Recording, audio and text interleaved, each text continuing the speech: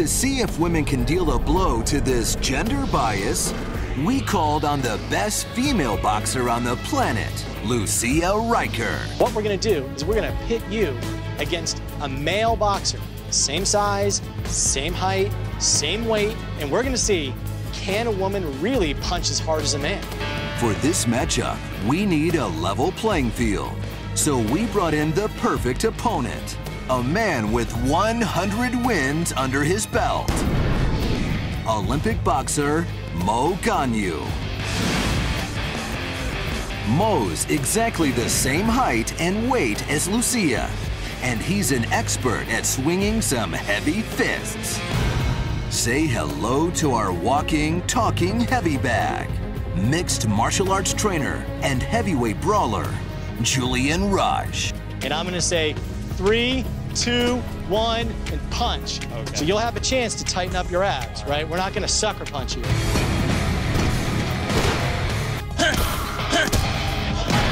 So who hit harder? I really couldn't tell the difference between the first punch and the second punch. There's no qualitative difference. No, because they both hit about the same. I'm really surprised, honestly. I really thought I'd be able to tell when Mo hit me versus Lucia, but it was about the same power. I was amazed. We rigged a pressure sensor behind the face that'll measure the impact force of Lucia's and Mo's punches.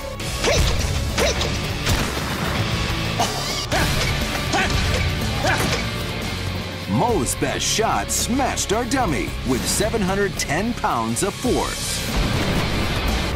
Lucia has a very strong punch. She generated 922 pounds of force. 922 pounds of force. That's over 200 pounds of force more than Mo's punch. And amazingly, Lucia hit just as hard as professional MMA fighter Houston the Assassin Alexander.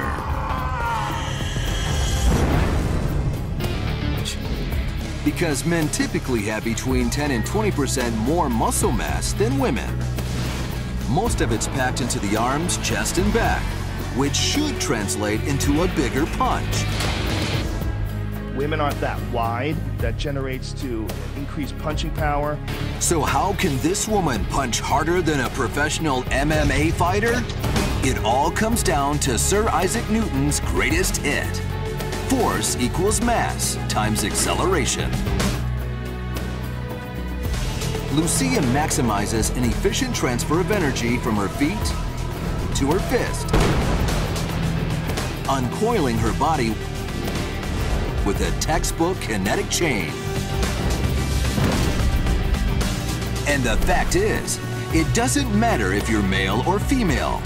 It's Lucia's perfect technique that brings the hurt.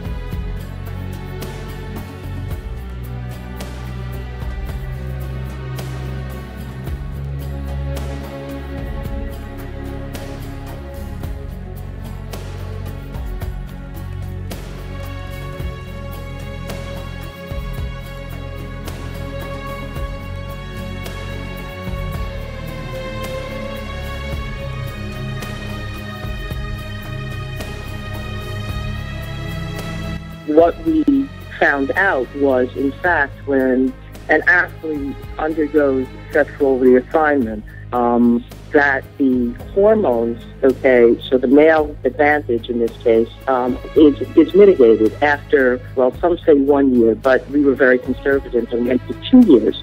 So testosterone, which can cause what we call male aggression and also increases muscle mass, is mitigated if there are the hormones are removed, and so after a 2-year interval, there's really no advantage that we know about at this point from having a sex change. If you look, you move away from just combative sports if you look across the board in terms of the stats from the Olympic competitions, et cetera, there really is no clear-cut advantage. There's a bell curve as to whether or not transgender athletes are actually winning or losing, and it kind of fits a natural curve. And that seems to be the case right now also, in terms of Fallon Fox and other fighters who are trans. People are beginning to understand the issues of transgender athletes and what it means to be a transgender athlete in the MMA world. And once you take away the fiction and educate through facts, I think things change and health and safety issues become more the dominant issue, and the competitive nature of sport and the meaning of sport then comes out, and so fairness ultimately wins out in terms of that.